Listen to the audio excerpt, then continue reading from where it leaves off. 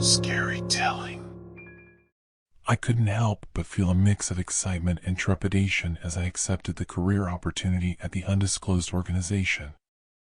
The recruiter's pompous and overselling tone had already put me on edge, but the chance for a great career and the promise of making a difference in the world were too enticing to pass up. I knew deep down that this was a significant opportunity one couldn't afford to miss. As I arrived at the organization's headquarters for my one-day trial run, the atmosphere felt heavy with an underlying tension. The recruiter introduced me to my lab partner, a seemingly reserved individual whose eyes held a hint of weariness. I tried to shake off the unease settling in the pit of my stomach, reminding myself that this was just a temporary arrangement. The recruiter wasted no time and provided a quick overview of my job. He emphasized the importance of our mission to make the world a healthier place. It all sounded noble and grand, but there was something about his words that sent a shiver down my spine. It was as if there was a hidden agenda behind his lofty promises. Determined to prove myself, I began documenting my findings on the patients behind the 3-inch security glass. Patient-#32, the first on my list, had been administered compound 204.7. As I observed through the glass, my heart sank at the sight before me. The patient was in distress, experiencing a high fever, rapid heartbeat, chattering teeth, and bouts of vomiting. The effects of the compound were anything but promising, raising serious concerns about the nature of the experiment. Trying to suppress my growing unease, I moved on to patient-#33. It was the second day of the injection, and the results were equally disturbing. The patient had developed a red and itchy rash, spreading across their face and body. Their behavior had become highly irrational, marked by delusions and wild gestures. The experiment seemed to be taking a toll on their mental well-being, and I couldn't help but question the ethics of what was happening behind those security glass walls. Taking a deep breath, I steeled myself for patient-#34. It was now the third day of the injection, and the situation had taken a turn for the worse. The rash had progressed into painful abscesses, filled with what seemed like infectious pus. It was a gruesome sight, and the patient was clearly in excruciating pain. To my horror, some of the abscesses were falling off, taking chunks of skin along with them. The room seemed to close in on me as I grappled with the sheer horror of what I was witnessing. Closing my eyes momentarily, I gathered my thoughts, trying to find the strength to continue. This one-day trial was turning into a nightmare, and I couldn't help but question my decision to be here. The images of patient-#34 haunted my mind, and my imagination conjured up terrifying visions of what awaited me in the next cell. With a heavy gulp, I slowly lifted my head and opened my eyes. Determined to finish what I had started, I took a step forward towards the next cell, my recorder in hand. Patient-#35 awaited, and I could only hope that the horrors within would not shatter my resolve any further. Little did I know that the needle of fate was about to pierce deeper than I could have ever imagined. As I approached the next cell, my apprehension grew. Patient-#35 was the focus of my attention, but to my astonishment, the cell stood empty. It was as if nothing had ever occupied that sterile space. A chill ran down my spine, and I couldn't shake the feeling that something was deeply wrong. Before I could process the emptiness of the cell, a sudden sharp pain pierced the back of my neck. Startled, I stumbled forward, clutching at the source of the discomfort. Darkness enveloped me, and consciousness slipped away. When I opened my eyes again, I found myself in a dimly lit room, stripped of all familiarity. Panic surged within me as I realized I had become a test subject in this macabre experiment.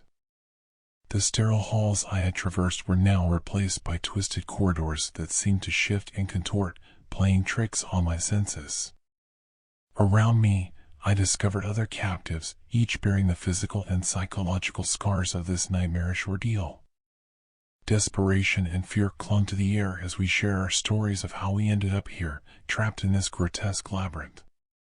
The remnants of humanity within the group forged a tenuous alliance, driven by the shared desire to survive and expose the organization's true intentions. We pooled our knowledge and experiences, piecing together fragments of information that shed light on the depths of the organization's depravity. As we ventured deeper into the labyrinth, our sanity teetered on the precipice. The creatures we encountered were monstrous, abominations born from the twisted experiments conducted by the organization. Some had once been human, now warped beyond recognition. Their haunting cries echoed through the halls, a chilling reminder of the horrors we faced. I felt the weight of the darkness pressing against my mind, threatening to consume my sanity. The boundary between reality and nightmare blurred, and I struggled to distinguish between the grotesque creatures that roamed these corridors and the tormenting visions that plagued my mind. With each step, we uncovered more disturbing secrets, unraveling the true extent of the organization's atrocities. The captive's resolve solidified, fueled by a shared determination to bring down those responsible and put an end to the nightmare that had ensnared us. Through sheer willpower, we planned our daring escape, utilizing our knowledge of the facility's layout and the weaknesses we had observed. The ever-present fear added an urgency to our actions as we stealthily navigated the labyrinthine corridors, evading the sadistic scientists and their monstrous creations. The final confrontation loomed ahead, a showdown that would determine our fate and the fate of countless others who might fall victim to the organization's experiments. Emotions ran high, fueled by adrenaline and a desperate yearning for freedom.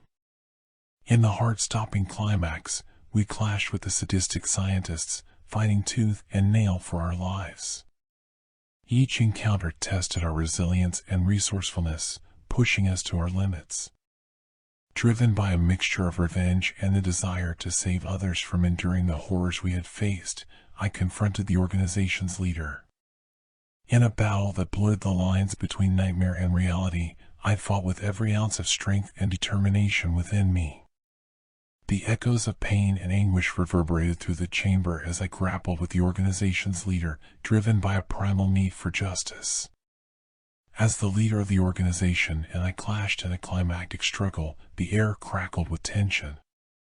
The fate of not only myself, but also the other captives and the countless potential victims of the organization's sinister experiments hung in the balance. Adrenaline coursed through my veins as I fought with a newfound determination.